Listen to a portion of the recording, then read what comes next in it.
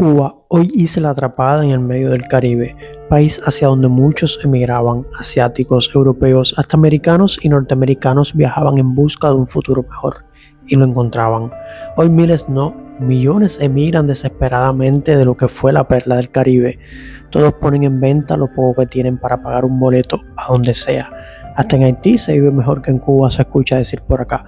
No importa dónde, lo que importa es que al menos haya comida, agua, electricidad y trabajo. Un trabajo digno, por eso emigran los cubanos en busca de la libertad. Libertad que ha tenido un costo alto y ese costo, más que económico, ha sido humano. Miles son los que han perdido ya la vida en el mar o en la selva en busca de un futuro mejor.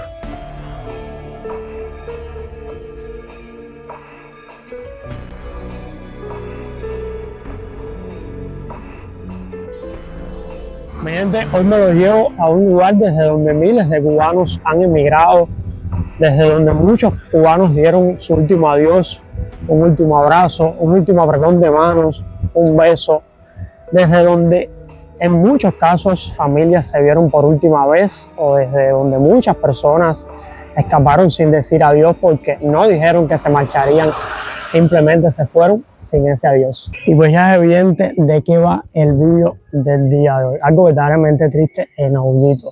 Sé que la emigración ha acompañado al hombre siempre y a la vez es un derecho universal y todos tenemos ese derecho de vivir donde mejor nos sintamos, pero es eso, un derecho, una opción, no la única vía para poder vivir, y en eso se ha convertido para el cubano la emigración, la única vía de supervivencia, la única vía de crecimiento personal, familiar y hasta profesional. Hasta los deportistas de alto rendimiento escapan de sus delegaciones cada vez que pisan un país extranjero para competir. Los médicos desertan de sus misiones internacionalistas por el mundo, y los que no tienen vías oficiales para salir del país, que son la gran mayoría, viven con ese gran sueño de irse algún día del país. Y no es fácil, no es fácil porque es un proceso que lleva años de sacrificio, de ahorrar, reunir y hasta vender todo para luego apostar una vez más todo a la incertidumbre. Porque no es que con dinero en mano vas a emigrar al país que quieras, pues por acá toca hacerlo a un país que te sirva de puente y entonces luego someterte a travesías, coyotes, estafas, cruces de fronteras ilegales para tratar de llegar a ese destino final en cero, a un destino totalmente desconocido y empezar justo desde ahí, una vez más en medio de la incertidumbre, pero con la fe y la esperanza de triunfar, porque eso no le falta a ningún cubano en el país que se encuentre ese cubano, porque muchos están regados por todo el mundo, están luchando y saliendo adelante.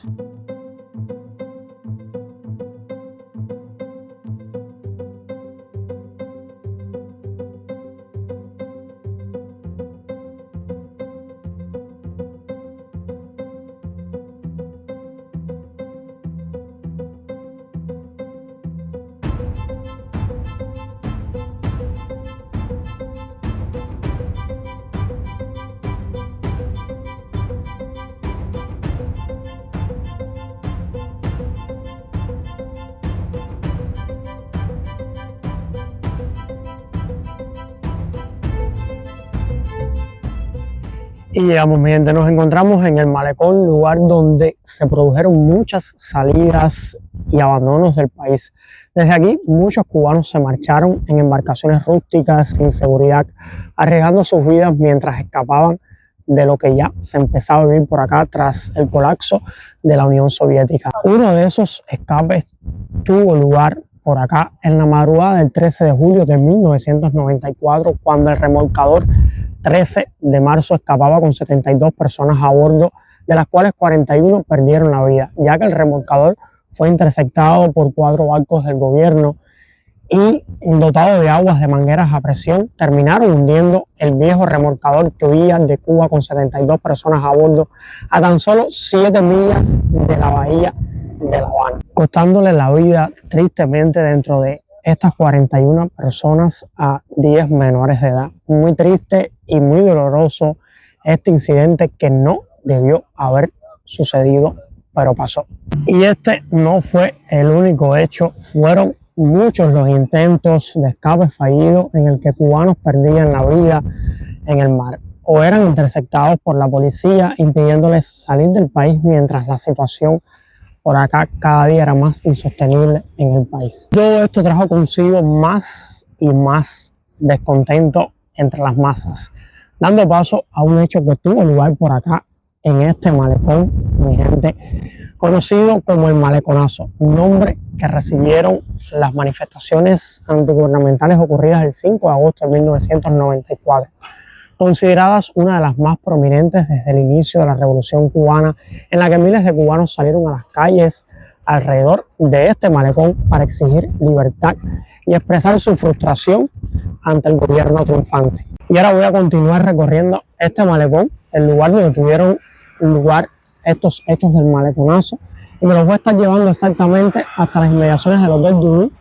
que es el lugar más marcado por ese día y hasta donde estuvo viniendo Fidel Castro, porque fue tras estos hechos que Fidel Castro después ordenó a las guardias fronteras del país que permitieran salir a todas las personas que se quisieran ir. Una vez más, para aliviar presión dentro, se permitía la salida de los cubanos.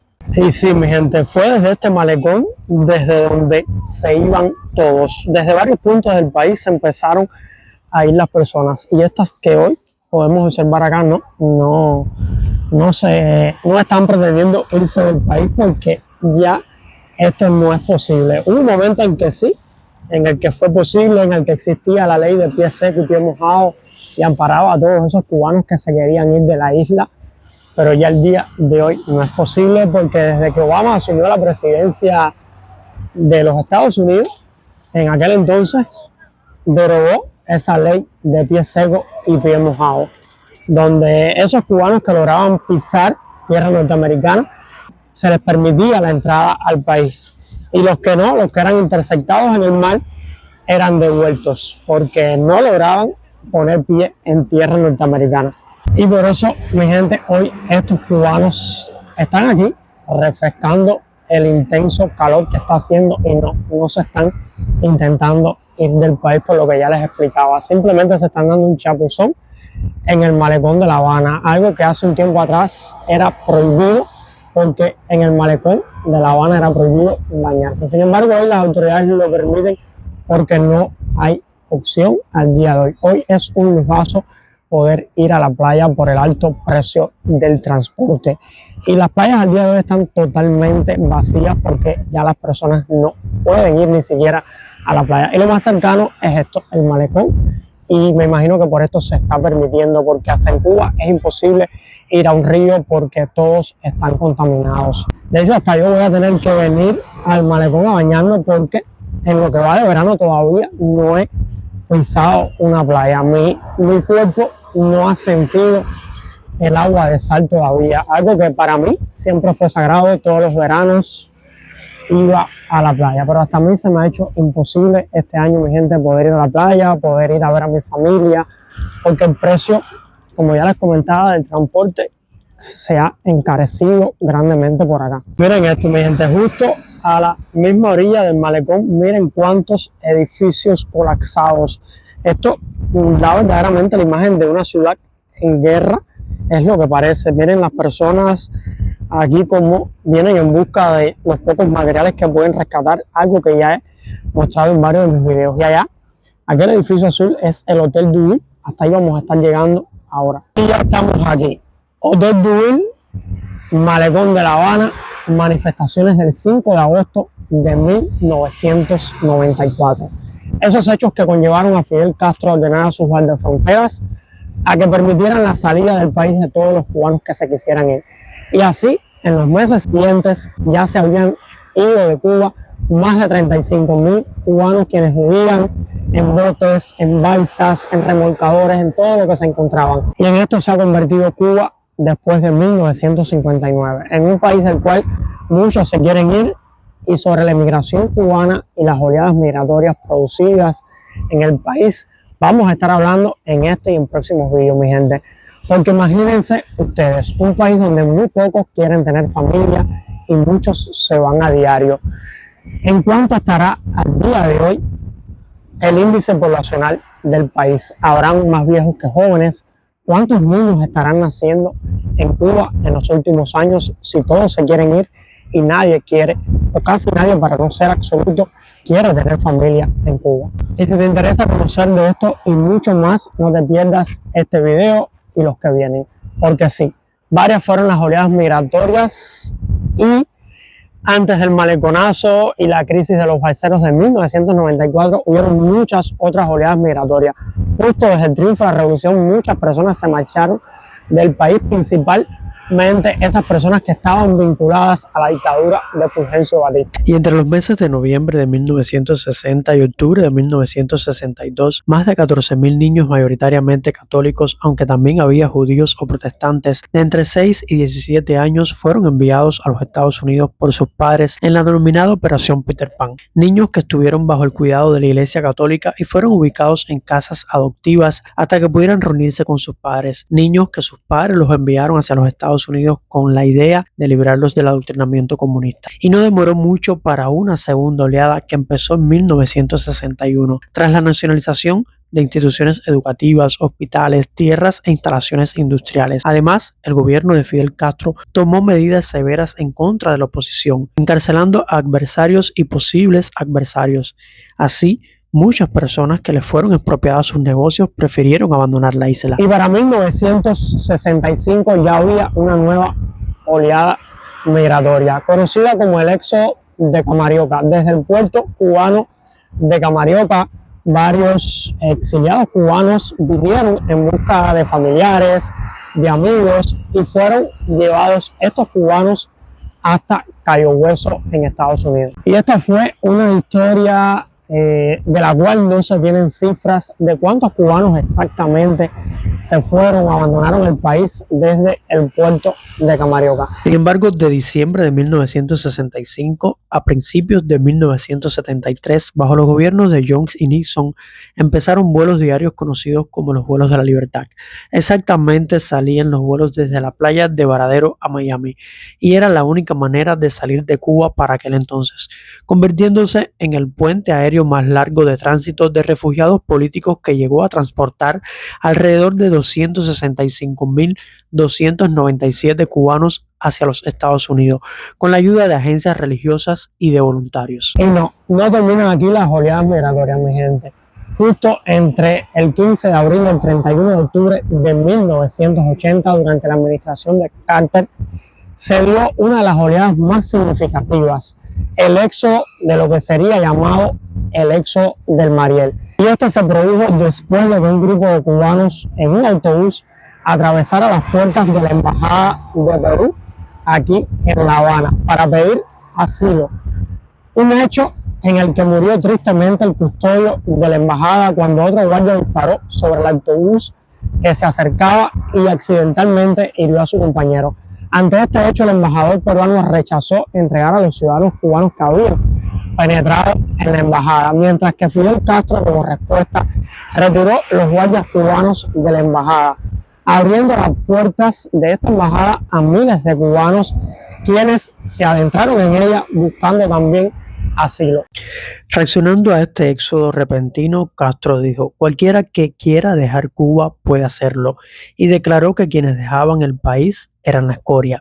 El resultado fue un éxodo incluso más grande a través del puerto del Mariel, donde una flotilla improvisada de exiliados cubanos de Miami en yates y barcos comerciales trasladaron a los ciudadanos cubanos que deseaban dejar la isla. En pocas semanas, 125.000 cubanos llegaron a los Estados Unidos, a pesar de los intentos de la Guardia Costera por detenerlos, porque cuando el éxodo se volvió noticia internacional y las cifras de cubanos abandonando la isla aumentaban, la situación se empezó a convertir en una vergüenza para el gobierno, ante lo que el gobierno vació los hospitales psiquiátricos y las prisiones de reclusos considerados como indeseables sociales, y forzó su inclusión entre los refugiados que emigraban. Y ante esta situación, mi gente, el Partido Comunista de Cuba organizó mítines y actos de repudio frente a las casas de aquellos que ya se sabían que dejaban el país. Estas personas fueron intimidadas mediante tales actos de repudio, donde los participantes les gritaban obscenidades, marcaban las fachadas de sus casas, les tiraban huevo o basura y los acosaban durante horas, además de calificarlos como traidores de la revolución.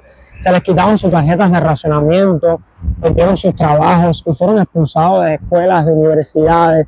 Todo esto por el simple hecho de querer abandonar el país o no estar de acuerdo con la política imperante. Entre los 125.000 refugiados del Mariel se calcula que entre 7.500 y 40.000 tenían registros criminales en Cuba, a pesar de que solo algunos tuvieron antecedentes criminales reales, ya que la mayoría estuvo encarcelada por practicar el cristianismo o como disidentes políticos por rechazar el servicio militar o no trabajar para el Estado, haber intentado huir del país o por comprar elementos alimentarios en el mercado negro, todo lo cual los convertía en criminales según las leyes cubanas en aquel entonces. Pero lo que al final el gobierno de Estados Unidos comprobó que solo 1.774 de los refugiados eran delincuentes serios o violentos, por lo que según las leyes de los Estados Unidos de Norteamérica se les negó la ciudadanía en base a ello.